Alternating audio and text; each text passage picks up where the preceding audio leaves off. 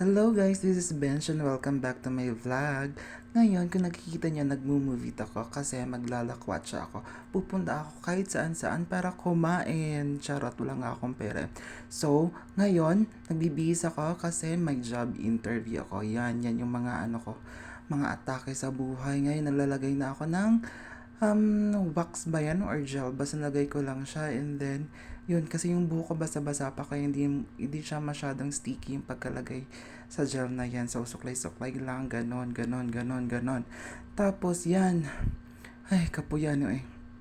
Tapos, nagpunasan ako gana ng face powder. Napa-flex pa ko sa face powder. Pasimingon mag-foundation na, hindi na foundation, face powder na. Ibot nga lang na akong dawang kayo, oily, kaayo. Dayon, tanan-tanan to sa cellphone, ang eye bags pula kayo. Ay, itom kaayo. Uy, asan ako? Oy, naglip tint na ko. Pagaman ako gitanaon ako kung pula na ba akong habil.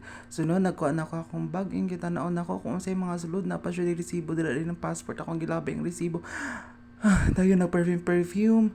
Pagkaman og-perfume, ibutang nako sa bag. Dayon nagkuha na sa akong resume. Kay ibutan nako dira ambot na pag-abot nako sa resto naglukot-lukot na ning ibutangan nako og ibutang na akong relo nga tapi 150 lang and then nag-jacket ko kay super init kay jacket dili jacket. Ang blouse lang siya. Kay init kaayo oy mag-auto ka didto din pagkaman nagprepare na ako, padulong na ako. And then, pa-flex-flex lang sa mga outfit for today. And then yan, nagsapatos na ko kasi pag-going na ko and then mag-ano na kog movie ito niya. Mag-book na kog movie ito niya. Yan, nag-medyas-medyas na wala pa ginampiyuhan ng tiil.